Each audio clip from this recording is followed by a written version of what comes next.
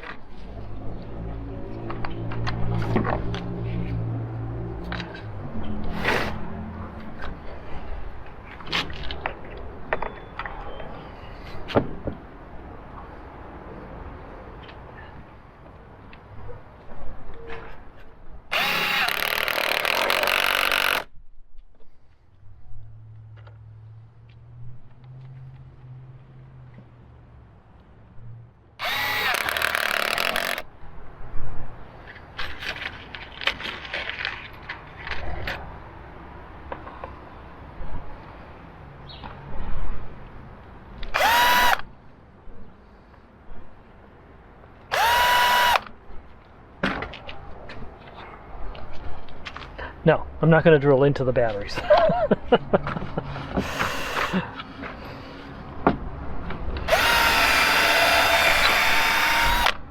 Not even going to take that risk. All right.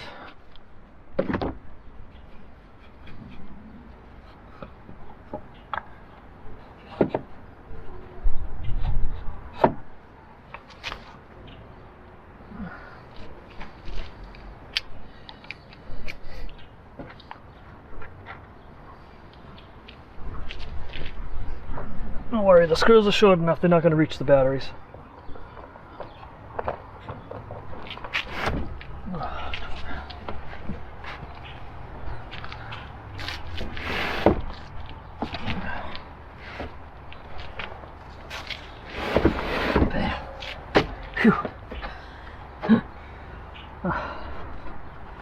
Little bit of a project.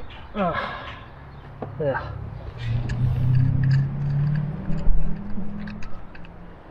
So if you haven't figured out what I'm doing already, I got myself a really good battery for this van.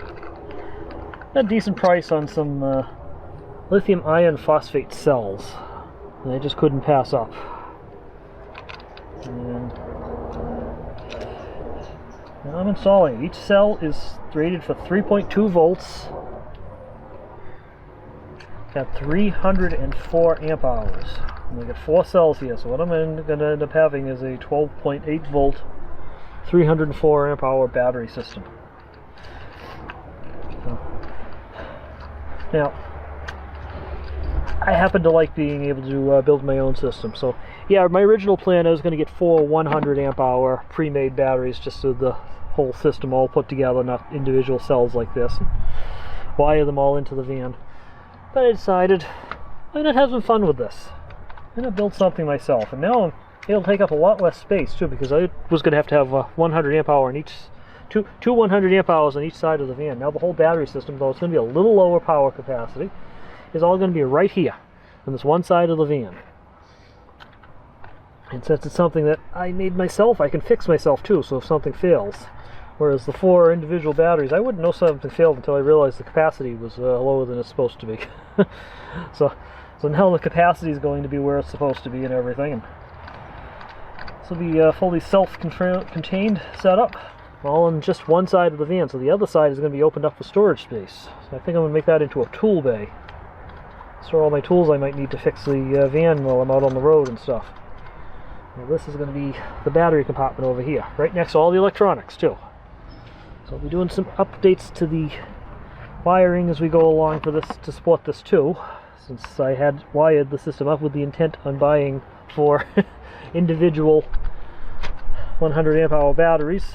So now the wiring's a little undersized in spots, so I'll have to fix that, but for now at least we'll have this up and running. See, it's quite an involved project building a battery. It would have been a whole lot easier to buy 4 individual batteries. So I would have just been able to just be plugged right into the existing system. But I'll put these cells together, wire it up in series, so it goes here to here to here to here. That's the positive, that's the negative. This is the battery management system right here. Very much needed for building one of these batteries up. This will shut down if the voltage goes too high, too low.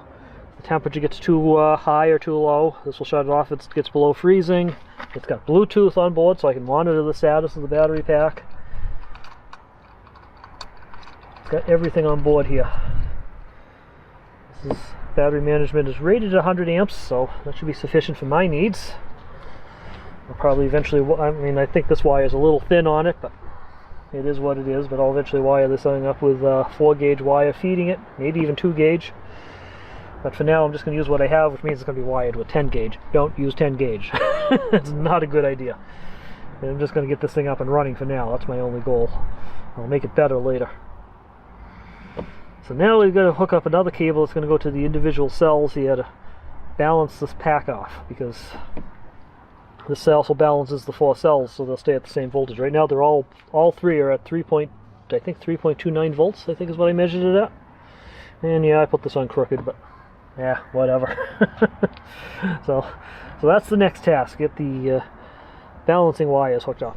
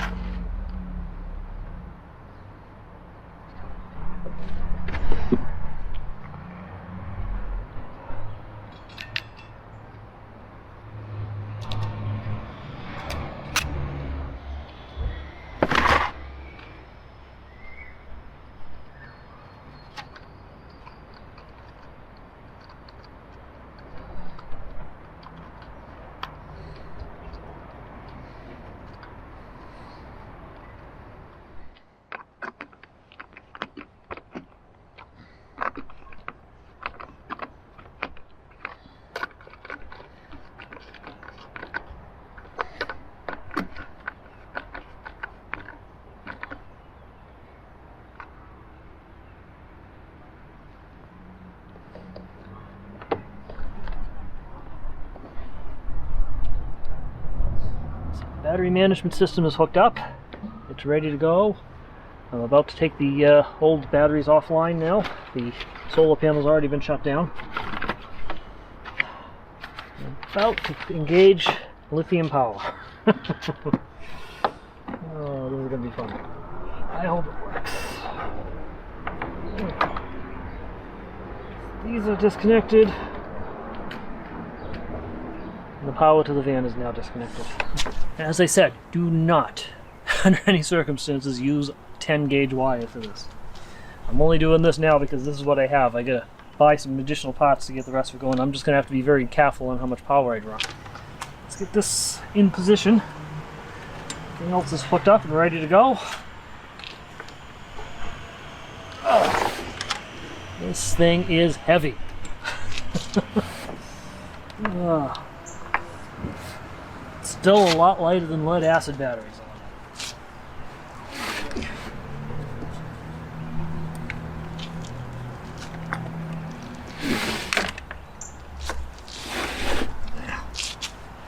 in. Right.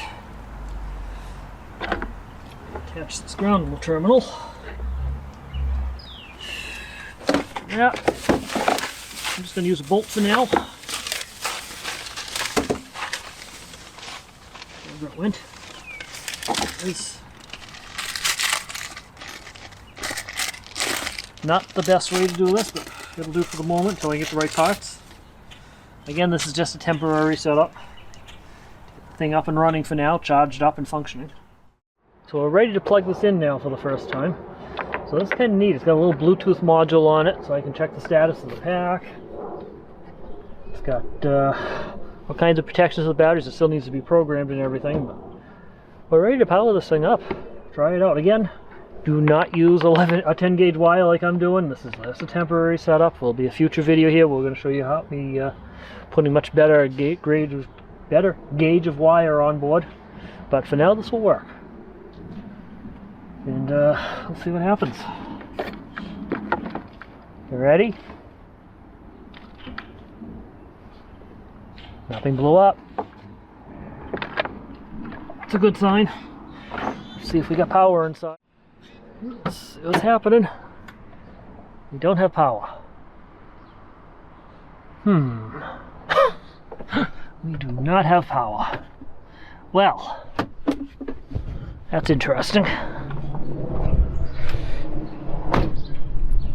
That is interesting. Why don't we have power? Everything's hooked up. Alright. We'll be back in a minute. Well, that's why it stopped working. I over-tightened and totally destroyed the fuse. This is what it's supposed to look like. Luckily I found a spare, so we'll get that hooked up and I'll be back online. I heard a beep when I plugged it in, so this time we have power. Lots of power. Both fan jack is now running on 100% lithium power for the first time. 304 amp hours of lithium iron phosphate batteries. It'll take a little time to get everything set up correctly, but at least it's running. This is just the first step. So now I got this big pile of older AGM batteries that need to come out of here. Those are actually going to get repurposed to running some of my ham radio equipment instead. Backup power for that. And new batteries over here. So some of the plans I've got for it, obviously putting thicker gauge of wire, because 10 gauge isn't enough to run the thing. Right? My original plan, like I said, was 4 batteries, so each one was going to be wired with a run of 10 gauge wire, so it was to be distributed among all 4 of them. And they all funnel down into this nice heavy duty 4 gauge wire back there.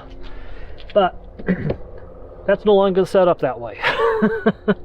so we're going to set this up instead. Here comes another helicopter again. What's going on out there? Anyway, so we got the battery, management system, the BMS, all set up here. This is the Bluetooth module. I can monitor the cell from my phone now, which is great. Look at the heavier wire. We're going to put a couple bolts through this to lock this down into the floor.